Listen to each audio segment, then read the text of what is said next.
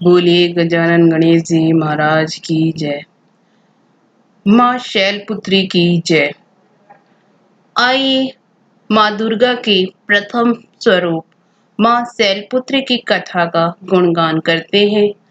अगर अच्छी लगे तो लाइक शेयर सब्सक्राइब जरूर कीजिएगा।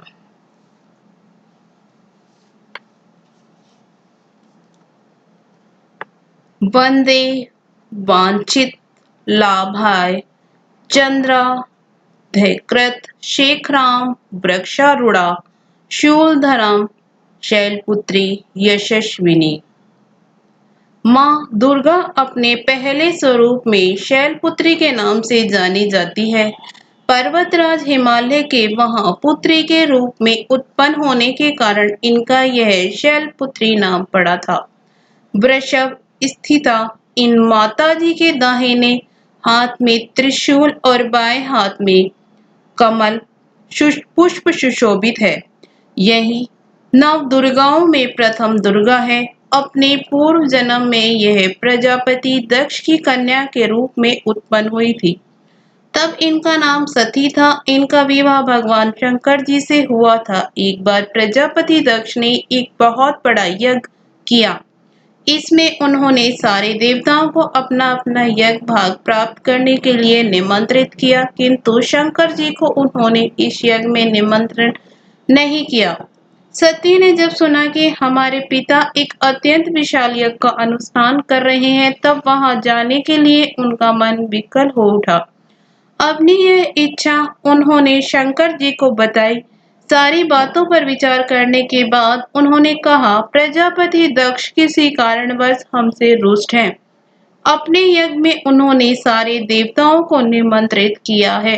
उनके यज्ञ भाग भी उन्हें समर्पित किए हैं, किंतु हमें जानबूझकर नहीं बुलाया है।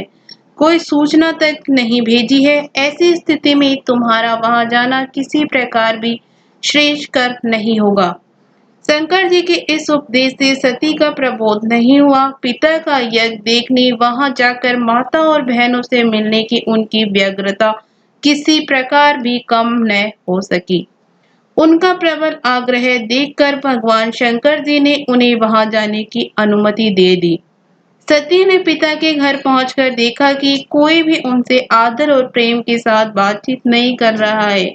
सारे लोग मुंह फेरे हुए हैं। केवल उनकी माता ने स्नेह से उन्हें गले लगाया। बहनों को बातों में व्यंग और उपहास के भाव भरे हुए थे। परिजनों के इस व्यवहार से उनके मन को बहुत क्लेश पहुंचा। उन्होंने यह भी देखा कि वहां चतुर्दिक भगवान शंकर जी के प्रति तिरस्कार का भाव भरा हुआ है। दक्ष ने उनके प्रति कुछ अपमानजनक वचन भी कहे। यह जब देखकर सती का हृदय शोक, गलानी और क्रोध से सनत हो उठा। उन्होंने सोचा, भगवान शंकर जी की बात न मान, यहाँ आकर मैंने बहुत बड़ी गलती की है। वह अपने पति भगवान शंकर के इस अपमान को सह न सकी। उन्होंने अपने उस रूप को तत्क्षण वहीं योगा अग्नि द्वारा जलाकर भस्म कर दिया। वज्रपात के समान इस दारुण दुखद घटना को सुनकर शंकर जी ने क्रुद्ध हो अपने गणों को भेजकर दक्ष के उस यज्ञ का पूर्णतः विध्वंस करा दिया। सती ने योगा अग्नि द्वारा अपने शरीर को भस्म कर अगले जन्म में शैलराज हिमालय की पुत्री के रूप में जन्म लिया। इस बार वह शैलपुत्री नाम से विख्यात हुई। पार्वती हेमवती भी उन्हीं के नाम है। उपनिषद की एक कथा के अनुसार इन्हीं ने हेमवती स्वरूप से देवताओं का गर्भ भंजन किया था। शैलपुत्री देवी का विवाह भी शंकर जी से ही हुआ। पूर्व जन्म की भांति इस जन्म में भी वह शंकर जी की अर्धांगिनी बनी।